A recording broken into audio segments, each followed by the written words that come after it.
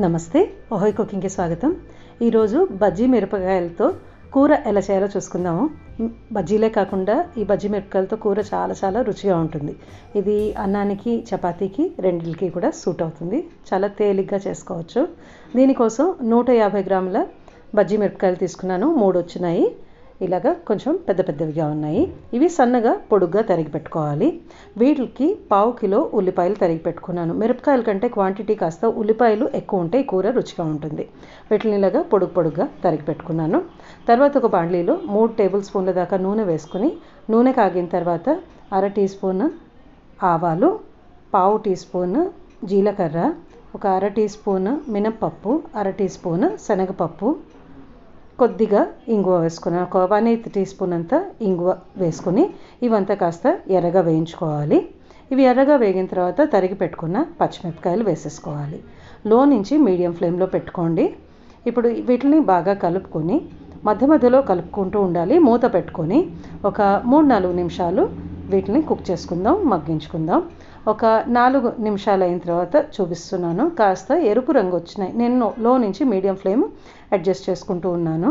ఇప్పుడు తరిగి పెట్టుకున్న ఉల్లిపాయల్ని దీంట్లో వేసేసుకుని మళ్ళీ లో నుంచి మీడియం ఫ్లేమే పెట్టుకోండి, హై ఫ్లేమ్ పెట్టుకోవద్దు ఎక్కడా కూడా.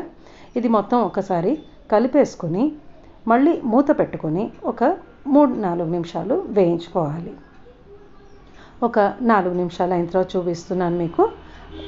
ఉల్లిపాయలు కూడా కాస్త షేడ్ మారింది, కొంచెం వేగినట్టు అయింది. ఇప్పుడు మూత తీసి పెట్టేసి ఇంకొక 2-3 నిమిషాలు వేయించుకుందాం. మనకు ఆ వేపు వస్తే కూర చాలా రుచిగా ఉంటుంది. ఇక్కడ 3-4 నిమిషాలు అయిన తర్వాత కాస్త వేగినట్టు ఉంది. ఇక్కడి దాకా ఇంకా వేగితే సరిపోతుంది. ఇప్పుడు 1.5 టీ స్పూన్ బియ్యపిండి, 1.5 టీ స్పూన్ శనగపిండి వేసుకుంటున్నాను. మీరు శనగపిండి, బియ్యపిండి క్వాంటిటీ కొంచెం ఎక్కువ తక్కువ మీ ఇష్టానుసారం వేసుకోవచ్చు. మొత్తానికి సరిపడా ఉప్పు వేసుకొని ఒకసారి బాగా కలుపుకోండి.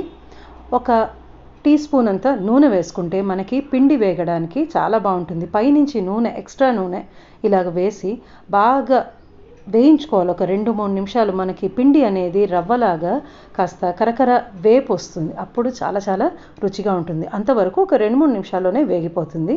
వేయించుకుని ఒక 1/2 టీ స్పూన్ కారం పొడి వేసుకోవాలి. మనకి ఇవి మైల్డ్గా ఎలాగో కారం ఉంటాయి కాబట్టి పచ్చిమిరపకాయలు కొద్దిగా కారం వేసుకుంటే చాలు. ఆ పచ్చివాసన పోయేదాకా 1 నిమిషం, 1.5 నిమిషం వేయించుకుంటే మనకి కూర రెడీ అయినట్టే. చివర స్టవ్ దించుకునే ముందు కాస్త కొత్తిమీర తరుగు వేసేసుకుంటే అన్నానికి, చపాతీకి బ్రహ్మాండంగా సూట్ అయ్యే బజ్జీ మిరపకాయల కూర రెడీ అయింది. మీరు కూడా ఇది ఒకసారి చేసి చూసుకుని మీ అభిప్రాయాన్ని తెలపగలరు. మరొక రెసిపీతో త్వరలో కలుస్తాను. ధన్యవాదాలు.